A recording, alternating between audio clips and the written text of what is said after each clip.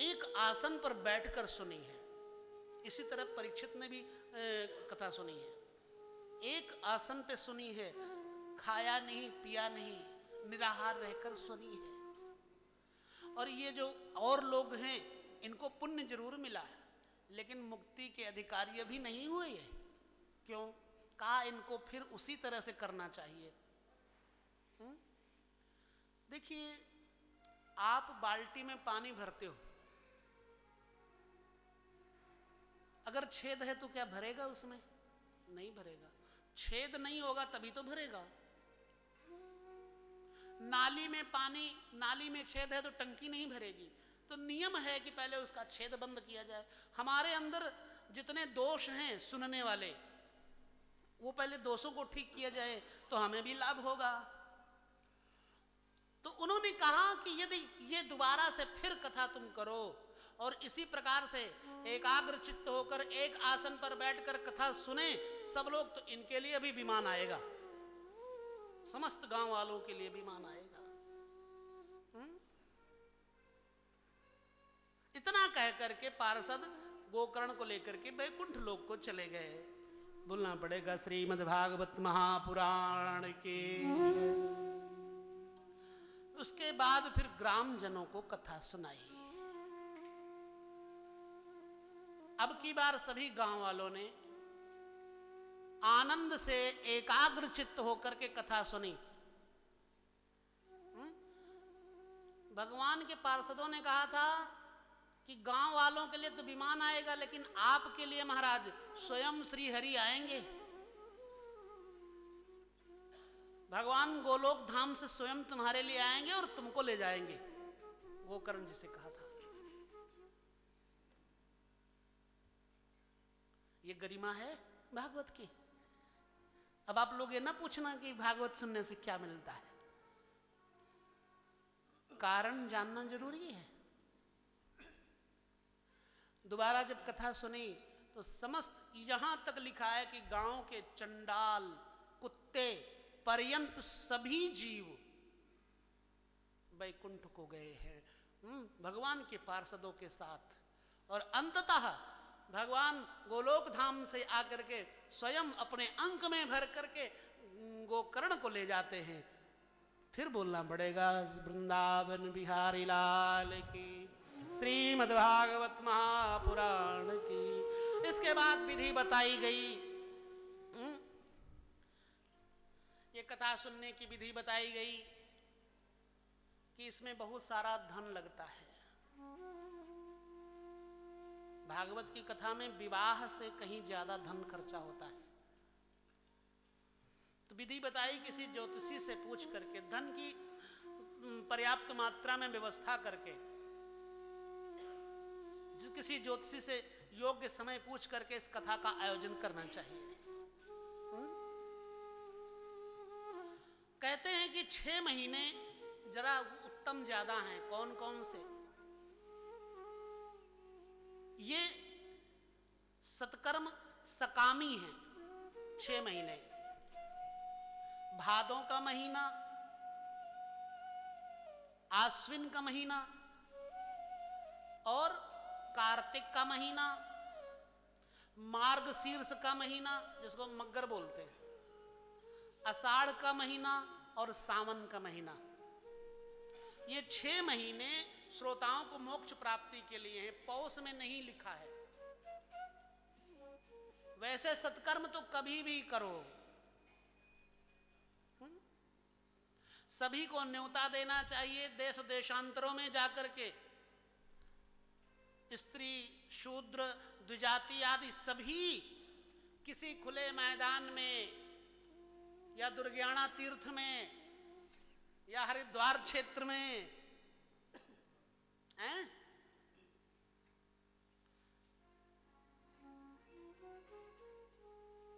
मंडप बनाकर मंडल बनाकर कथा, और कथा में 5 ब्राह्मणों को नियुक्त करना चाहिए।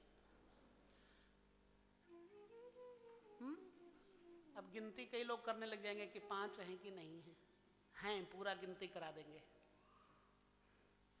यहां नहीं कराएंगे, नहीं तो बाद में ये कथा जो है ना बाहर ये ठीक नहीं है, इसलिए गिनती 2 पंडित इधर 2 पंडित उधर 1 पंडित उधर। हाँ, मजे की बात तो ये है कि सुबह भी पाठ चलता है, श्रीमद् भागवत की पोथी का पाठ सुबह भी चलता है यहां पर। कितने बजे होता है? 7 बजे। अब इसमें से कोई भी आकर के देख सकता है कि पाठ होता है कि नहीं होता है। और बाकी जो बचे होते हैं ना, वो कहते हैं हम डबल कर डालो। श्रीमद् भागवत महापुराण की जय। कथा में विघ्न ना आए इसलिए 5 ब्राह्मणों को नियुक्त करना चाहिए, वर्ण करना चाहिए। 5 ब्राह्मणों को वर्ण करना चाहिए। वर्ण का मतलब होता है चयन करना, चूज करना, योग्यता, अधिकार। फिर उनको यथा योग्य वस्त्र, आभूषण, सुवर्ण अथवा सुंदर सुंदर शब्दों से उनको सम्मान देकर के उन्हें चौकी देना चाहिए, बिठाना चाहिए। फिर उनके रहने बैठने खाने की व्यवस्था, ये सब लिखा है। कथा का दूसरा दिन है और कल परसों से कथा में कई ऐसे आयाम आने हैं जो हमें दौड़ना पड़ेगा, लेकिन मुख्य कथा का जो कारण है वो तो कहना ही है।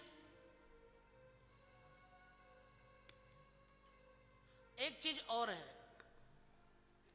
लिखा है कि 3.5 पहर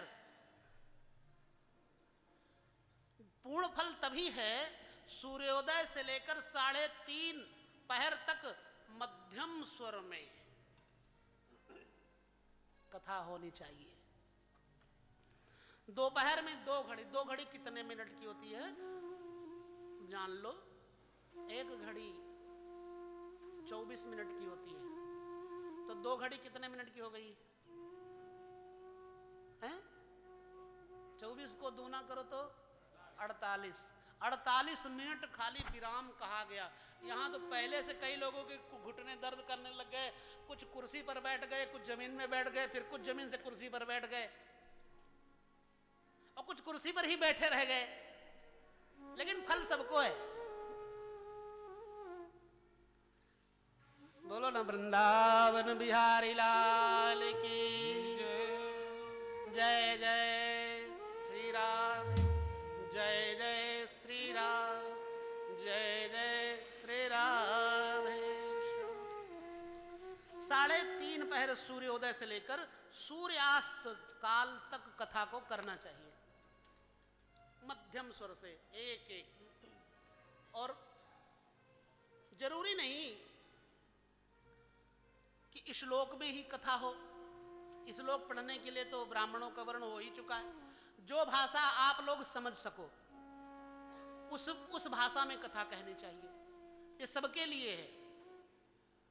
जो मेरा अपना अनुभव है वो बता रहा हूं। मान लो तमिलनाडु से यहां पर कोई बहुत पहुंचा हुआ आचार्य खाली तमिल भाषा जानता हो, यहां आकर के कथा सुनाने लग जाए तो वो क्या करेगा? एंगड़ पुंगड़ हैं, नोपड़ी,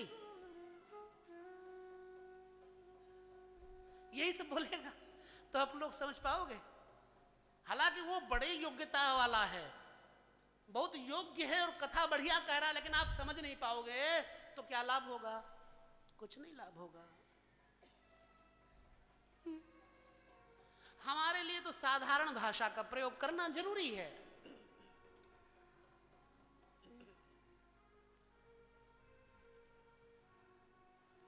इस प्रकार से नारद जी नियम से सप्ताह सुनने वाले पुरुषों के नियम नारद जी से बता रहे हैं। कहते हैं जो विष्णु भक्त ना हो और जिसने दीक्षा ना लिया हो, विष्णु भक्त दीक्षा रहित पुरुष कथा श्रवण का अधिकारी नहीं है। अब काट दो इस बात को, भागवत की इस बात को। विष्णु भक्त दीक्षा जरूरी। श्रीमद् भागवत पुराण के प्रथम स्कंद में श्री सुखदेव जी महाराज ने परीक्षित को जब कथा सुनानी शुरू की, उससे पहले क्या किया? स्पर्श दीक्षा दी है। सिर पे हाथ रखा, स्पर्श किया। हाँ, ये होता है।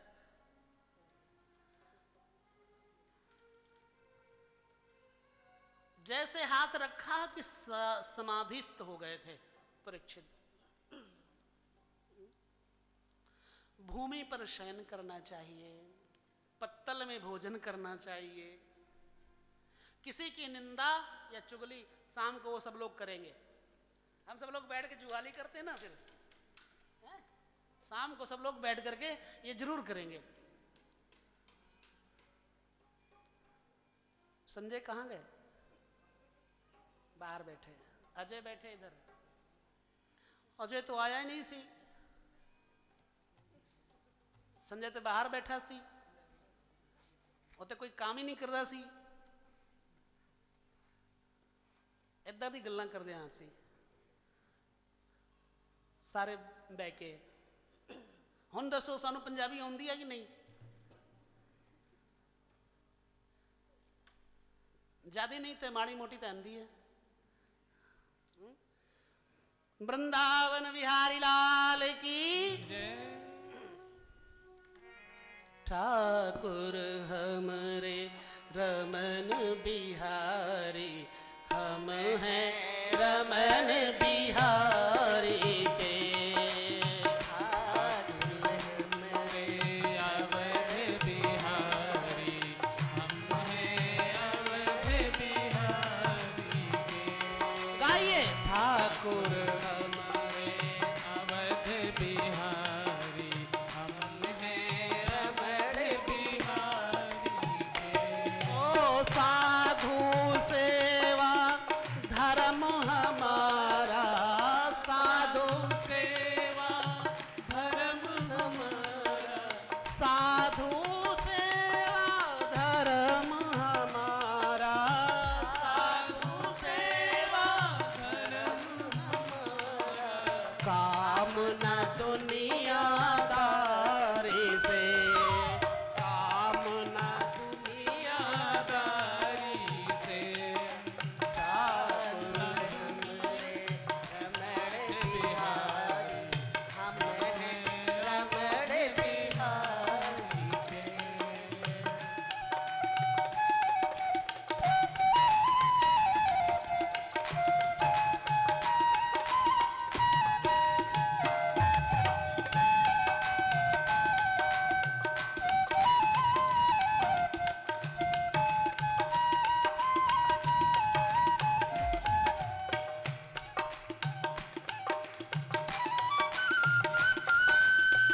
हाथ ऊपर उठा के ताली जरूर बजाओ।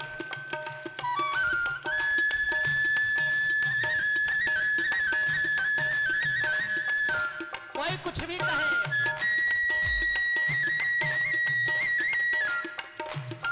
हम तो प्रभु के हैं।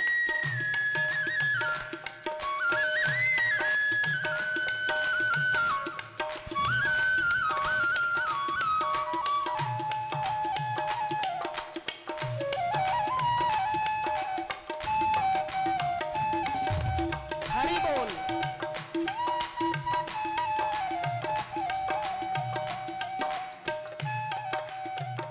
हमरे अवध बिहारी, हम हैं अवध बिहारी।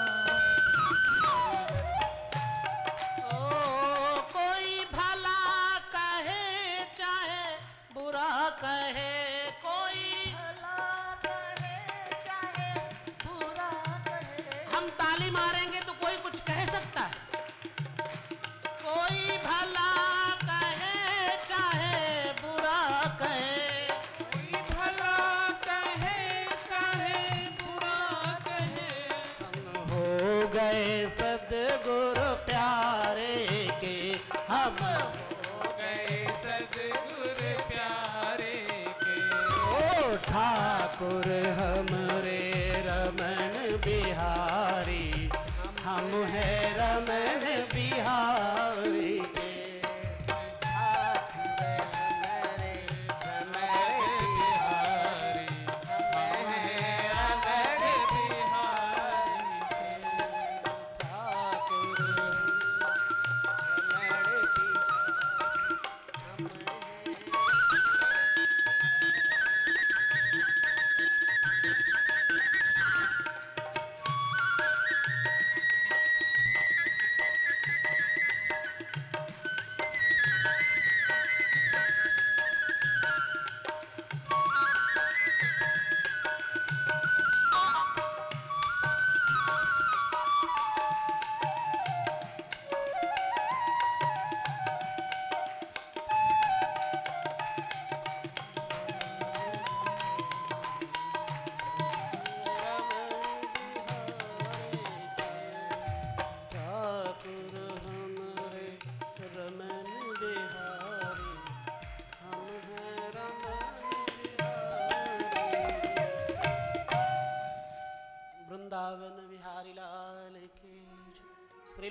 नारायण भगवान की जय। तो सारे नियम बताने के बाद भागवत के ऊपर सनकादिकों ने नारद जी से कहा, इस श्रीमद् भागवत से भोग और मोक्ष दोनों की प्राप्ति होती है। यहाँ पर भी सुख मिलता है, वहाँ पर भी सुख मिलता है। कितना सुख मिल रहा है यहाँ बैठे हुए लोगों को अभी भी। जिनका तो मन लग गया है उनको सुख मिल रहा है, और जिनका मन आधा यहाँ है आधा वहाँ है, उनको सुख कहाँ से मिलेगा? त्रिशंकु की तरह लटके हुए होते हैं।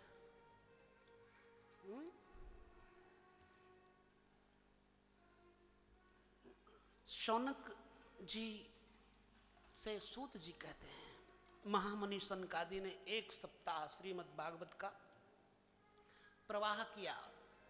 कथा के अंत में भक्ति, ज्ञान, वैराग्य को बड़ी पुष्टि मिली और तीनों ही तरुण हो गए। तब नारद जी ने सनकादिकों की स्तुति की। कहने लगे, धन्यो अस्मि अनुग्रहीतो अस्मि भवद्भिः करुणा परे, अद्य मे भगवान लब्धा सर्व पाप हरो हरे। मैं धन्य हूँ, आप लोगों के कृपा से मैं अनुग्रहित हुआ। आज मुझे सर्व पाप हारी श्री हरि की प्राप्ति हो गई। नारद जी को आज प्राप्ति हो गई, बड़े अचंभे की बात है। नारद जी को तो बहुत पहले प्राप्ति हो चुकी है। भगवान कहते हैं कि मुझे संत बहुत प्यारे हैं। संतों का सत्कार करने वाले को भगवान अपना मान लेते हैं, समझो प्राप्त हो गए। उधो मोहे संत सदा अति प्यारे, उधो मोहे संत सदा अति प्यारे, उधो मोहे संत सदा अति प्यारे, संत सदा अति प्यारे।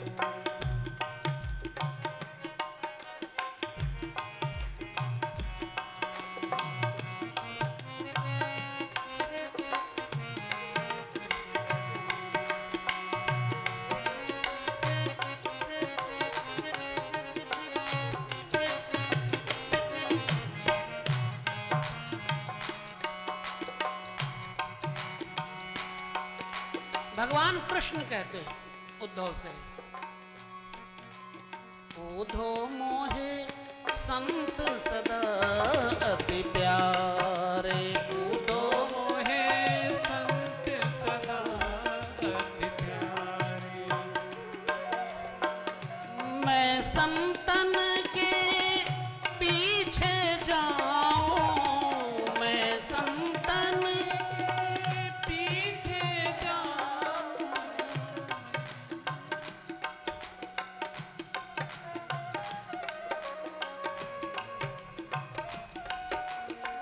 मैं संतन के पीछे जाऊं, मैं संतन के पीछे जाऊं, जहाँ जहाँ संत सिधारे, उधो मोहे संत सदा अति प्यारे, उधो मोहे संत सदा अति प्यारे।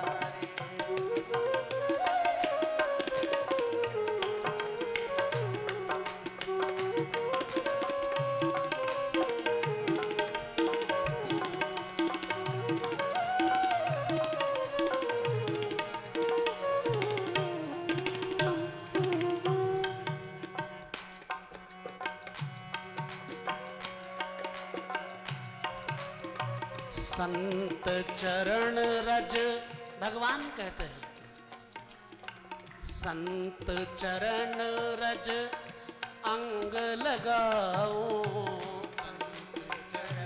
रज अंग लगाऊं,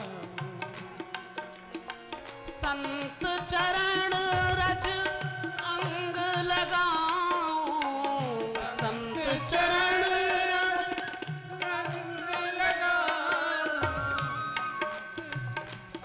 रज कहते हैं धूलि को। संत चरण रज अंग लगाऊं, संत चरण रज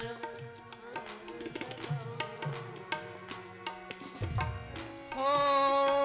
संत ना मुझसे न्यारे, ओ संत ना मुझसे न्यारे, ओधो मोहे संत सदा अति प्यारे, ओधो मोहे संत सदा अति प्यारे, ओधो मोहे संत सदा अति प्यारे।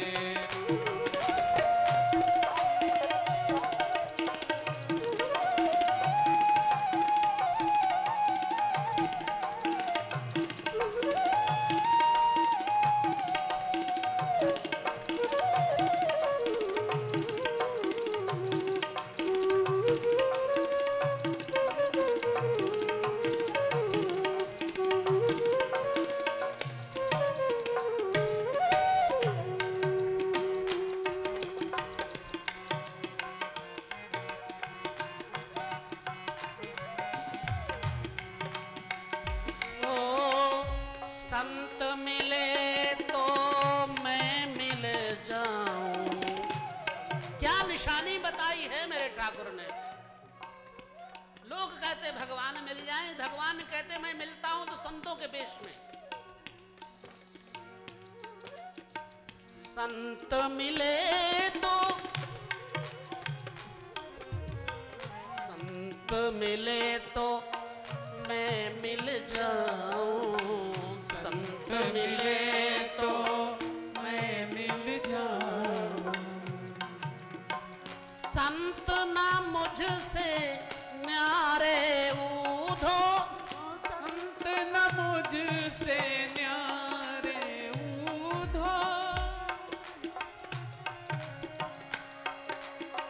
पर दुख दुखी,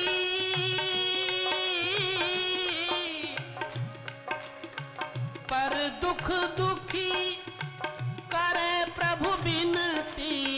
प्रभु दूसरे के दुख में दुखी हो और भगवान की प्रार्थना करने वाला हो, संत के लक्षण। पर दुख दुखी करे प्रभु बिनती,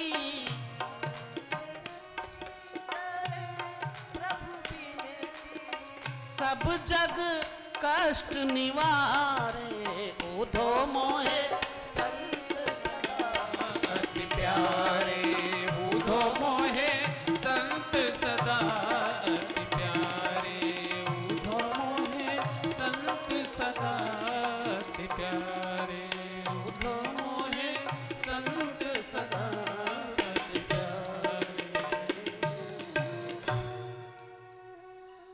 कृष्ण कन्हैया लाल की जय। कुछ संतों के बारे में कहा। सनकादिकों ने नारद जी को कथा सुनाई। सूत जी सौनक आदि 88,000 ऋषियों को कथा सुना रहे। सूत जी बैठे हुए हैं नैमिषारण्य में और सौनक आदि ऋषि बैठे हैं गंगा के किनारे आनंद नामक घाट पर। वो कथा यहाँ हो रही है। भला बताइए, जिस कथा का प्रसाद वहाँ मिल रहा वही का कथा का प्रसाद यहाँ मिल रहा, कोई फर्क नहीं है।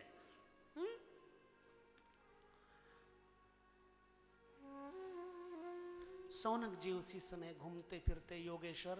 ये बड़ी कथा विचित्र है। देखो, कथा सुनी होगी, सुनते ही हैं, लेकिन कुछ बातें हमें जल्दी जानने में नहीं आती क्योंकि वक्ताओं के पास समय नहीं होता और श्रोता लोग समय देते नहीं है। उसी समय वहां पर श्री सुखदेव जी पधारे। ऐसा सूत जी बताते हैं। सबने उनका स्वागत किया, आसन पर बैठाया। उन्होंने सुखपूर्वक बैठ करके कहा, आप लोग निर्मल वाणी सुनिए। निगम कल्प तरोर गलितम फलम शुकमुखाद अमृत द्रवम संयुतम पिबत भागवतम रसमालयम मुहुरहो रसिका भुवि भावुका। हे रसिक एवं भावुक जन, ये श्रीमद् भागवत वेद रूप कल्प वृक्ष का परिपक्व फल है। श्री सुखदेव रूप शुक के मुख का संयोग होने से अमृत रस से परिपूर्ण है। इसमें न छिलका है न गुठली है, इसमें तो सिर्फ रस ही रस है, यानी गूदा ही गूदा है, मसाला ही मसाला है। ये भागवत पुराणों का तिलक है और वैष्णव का धन है। ये रस स्वर्ग, सत्यलोक, कैलाश और वैकुंठ में भी नहीं है, ये सुखदेव जी कहते हैं। ये रस स्वर्ग में, वैकुंठ में, कैलाश में, सत्यलोक माने वैकुंठ में भी नहीं है, ब्रह्मालोक में भी नहीं है, श्री सुखदेव जी कहते हैं। ये भागवत पुराण पुराणों का तिलक है। इसमें विशुद्ध ज्ञान का ही वर्णन है, इसलिए इसे कभी मत छोड़िए।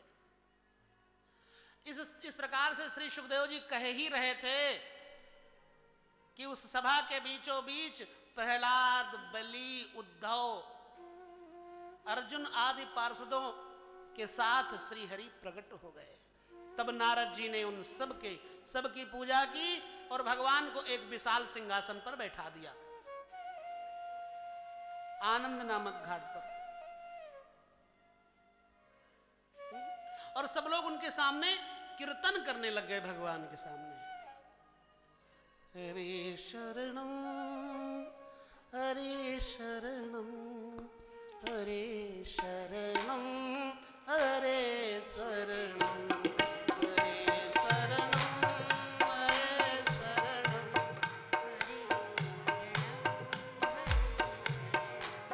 हरे शरणम हरे शरणम हरे शरणम हरे शरणम हरे शरणम।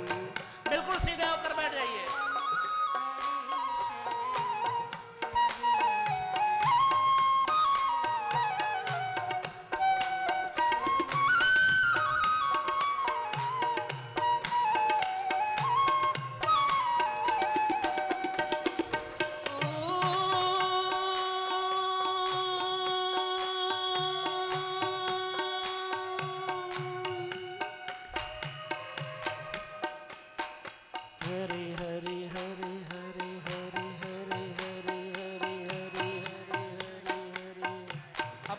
वाणी पवित्र कर लो। भगवान बैठे हैं कथा के मध्य में। ओ हरि हरि हरि हरि हरि हरि हरि हरि हरि हरि हरि हरि हरि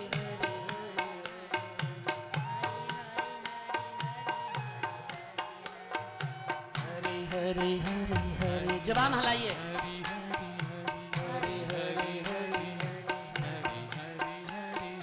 ब्लड प्रेशर ठीक हो जाएगा, वाणी आ जाएगी, विद्या आ जाएगी। हरि हरि